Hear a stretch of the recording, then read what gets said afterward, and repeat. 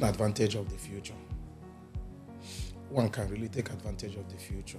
Oftentimes, somebody might be tempted to ask, does the future really exist?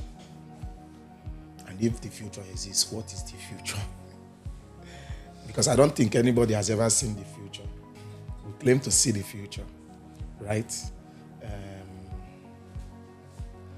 But since I was born till today, nobody has been able to live in that future.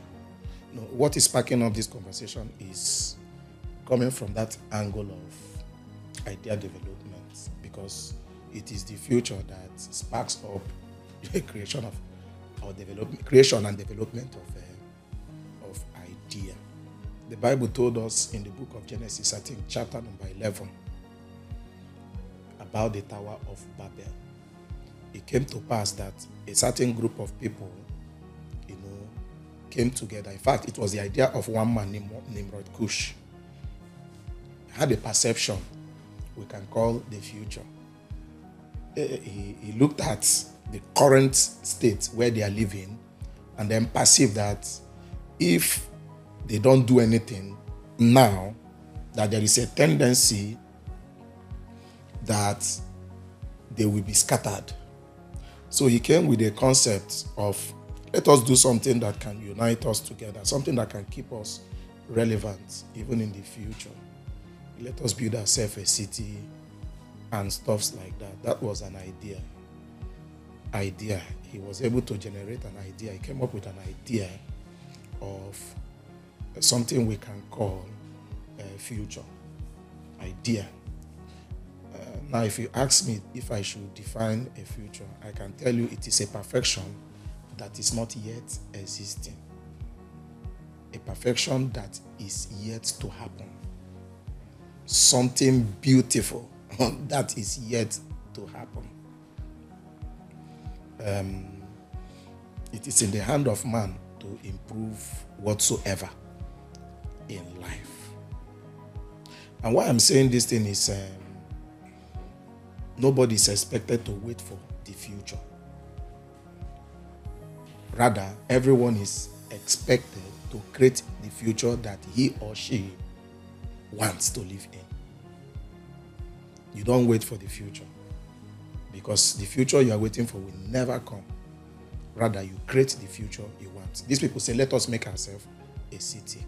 They wanted to create a future for themselves, and they started doing something about it. There's another scripture that is very, very fascinating in the book of Ezekiel, chapter number 11. Genesis was 11, Ezekiel 11. Forget about the numbers anyway. It said that the Spirit of God picked me up and took me to the gate of the temple that faces the east, in Message translation. And then he said there were 25 men standing at the gate. He said, I recognized the leaders, Jeshaniah, the son of Azua, and Pelatiah, the son of Benaiah.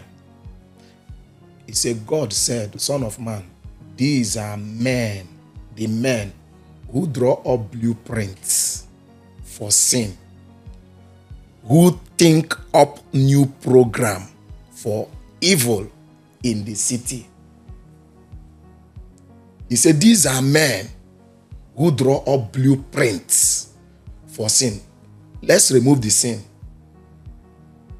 These are people who think up programs for evil in the city. Leave the evil. You see,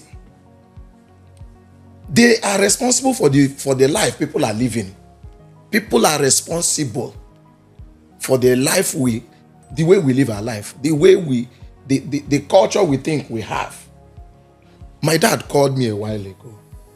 There was a piece of property we bought in the village. And then he said I should send some fund so that there are some rights they need to do. I said, who made the rule? That was what I asked him. I said, who made that rule? I was on my own. Somebody said I should come and buy a piece of property. I bought your piece of property and you are telling me some money for rights did I put gun on your head to sell your property to me? You see that they call it culture. Who made it? He said there are leaders. They call them leaders. The scripture said there are 25 of them. It's not everybody. Just few people. They say they are the gate, which means every industry you can talk about has a gate. Every system has a gate. So these 25 people are responsible for how people are living their lives. Like the way this my friend here, the way he shaved his beard now, somebody influenced him to do that. That's the truth. It's funny, right? The type of trouser people are wearing today. People will sit down and then develop a blueprint how people will live their life. And they are responsible for how men are behaving. One of the reasons I decided to be doing this thing is that instead of me to complain about what you are doing, I'll go and do my own. Why should I be complaining? You've taken time to think out your own program, and then all I want to do is to complain? No, I'll do my own. I want to challenge us. I was telling them that our attention span in that decision is very short. And they've made it so. I was in a movie, and then that movie is still is making me to think. Because I know it will happen. It's already happening. And I can tell you, technology currently now is determining the way we are living our lives. Few people sit down and they develop blueprints. I asked a question in that meeting. I asked them the industries that they think, we are seeing most of these things. They mentioned several, which was cool. But I told them, you see the religious sector, especially the church, is one of the places that is doing this. You see a system that is working. You try to understand what is not working in that very beautiful system. And then you just make an improvement in it. That's it. And God said, let us make man in our own image, after our likeness. Let them have dominion over the earth. Right? And at the end of the day, God blessed man and told them to do what? To cultivate the earth. Which means even the Garden of Eden was not a perfect system. Because God asked man to make an improvement in it. It's beautiful, it's working. But they are expected to check what can be done to it. Taking advantage of the future. To take advantage of the future is to see the equipment that we are using currently now is working perfectly, but what can we add to it? How else can it be used? Some years ago, there are certain things that are not possible, but today they have become possible. Because of what? People sat down and thought. He said, who think up new programs?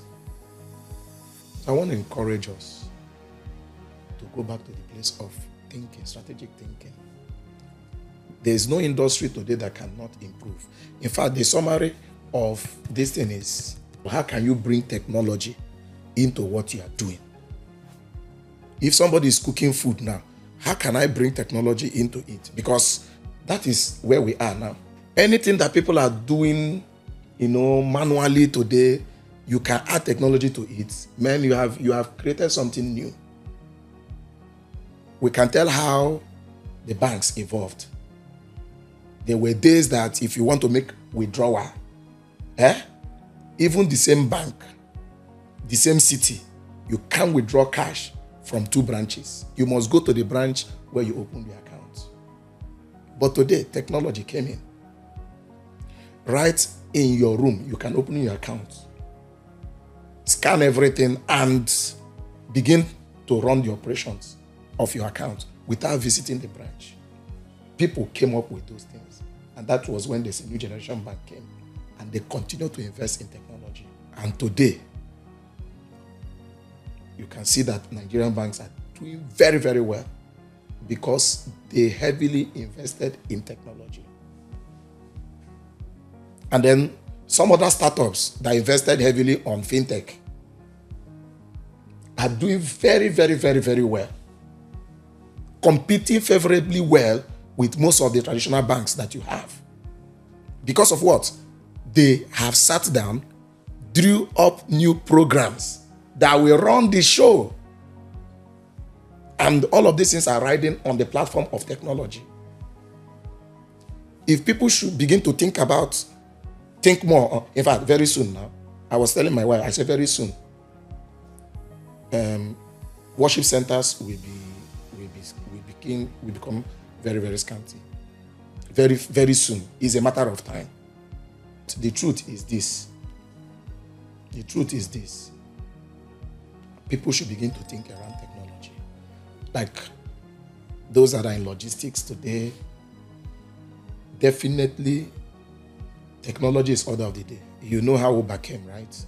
People now can access and move up and down at ease. Traditional taxis, they are going on extinction, right? Technology. That is it. Supermarkets today are also going down because of your e-commerce. Because of e-commerce. Supermarkets today are going down. So instead of people to be investing heavily on all of this physical stuff, I think people should be looking into the direction of technology. So I'm challenging us. Let's be thinking in that direction. I'm also thinking in that direction.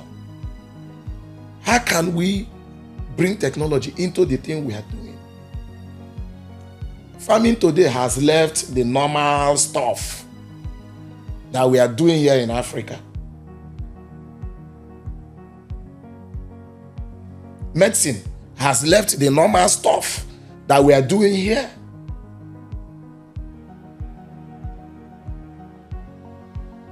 Yeah. And I know people are working. We are aware about Internet of Things, right? We are aware of all of that. This is just foundation of something we call the future, something that is about to happen. A perfection that is yet to happen. Definitely, a time is going to come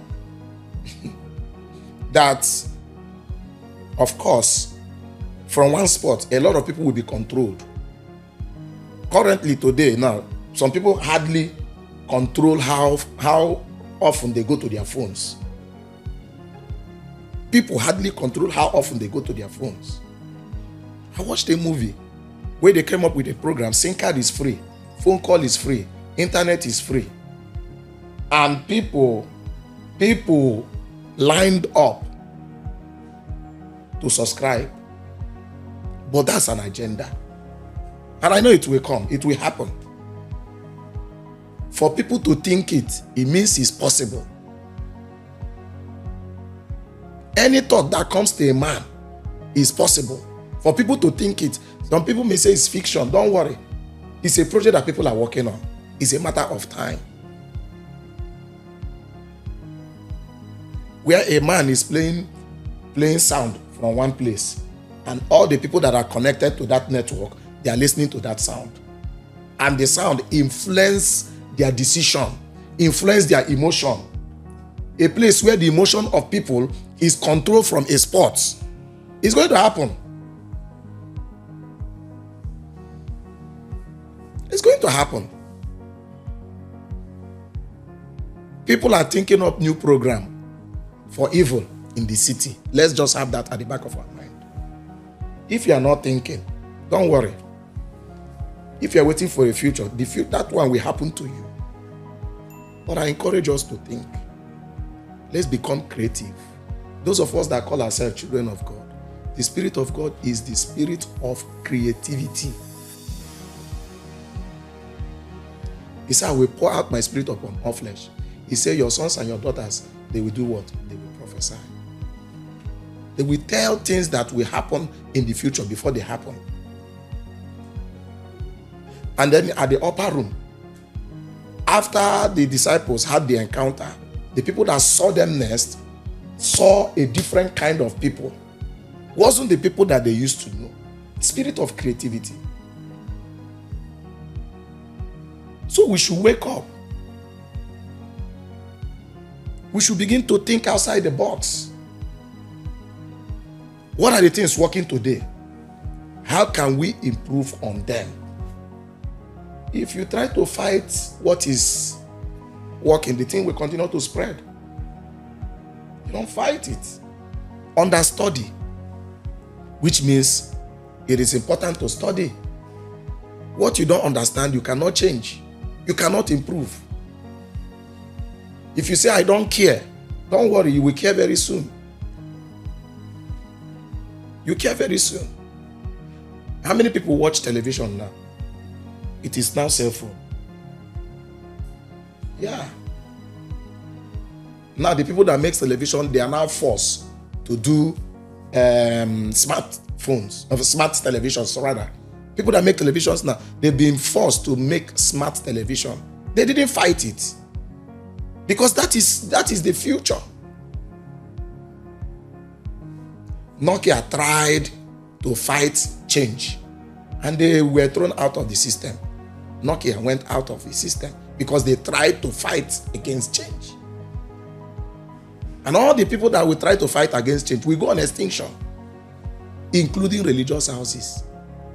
If you try to fight change, you go on extinction. It's a matter of time.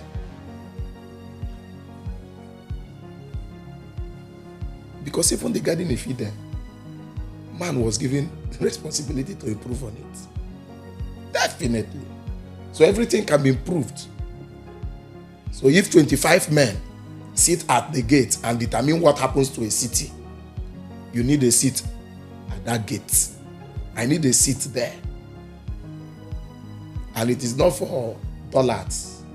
So I don't want to speak so much. I know a lot has been said already. Please, let's take advantage of the future. There are still things that are yet to come. Yeah, technology, internet, things still to come. I'm not saying factories are not good. Factories are good. But technology is the new normal now. So encourage everybody, let's pay attention to technology. Pay attention to technology. You speak from my spot now, and people hear you almost all over the world. That is technology. So let's begin to think, how can we bring technology into what we are doing? No matter what you are doing, stay and think about it. Pray about it. Talk about it. Sleep about it. Joke about it. Bringing technology into everything we are doing. Joke about it. Let it become our normal conversation, because technology has come to stay. Most other things that you see people do, you copy what is already working and then you replicate it in another place. That's not creativity. They call it globalization. It's not creativity. You are not making anything new. And of course, if you copy my model and then reproduce it, you are just number two. But if you look at a model that is existing and you add something to it, that thing is new. They say new generation bank. They saw what the previous banks were doing and they improved on it. And all the banks that did not improve on it, many of them went on extinct. We know few banks that stood their ground. I'm not going to sell market for them. They didn't pay me. You know them. What did they do? They had to reinvent themselves. They had to evolve and began to add technology into what they are doing. I remember when a particular bank, that was in 2002, 2002, they began to embrace computer. My dad worked in one of those banks. He now began to learn computer, one of those old banks. And today they are still relevant because they have invested in technology and continue to invest in technology. If you want to stay relevant, pay attention to technology. Thank you and God bless you.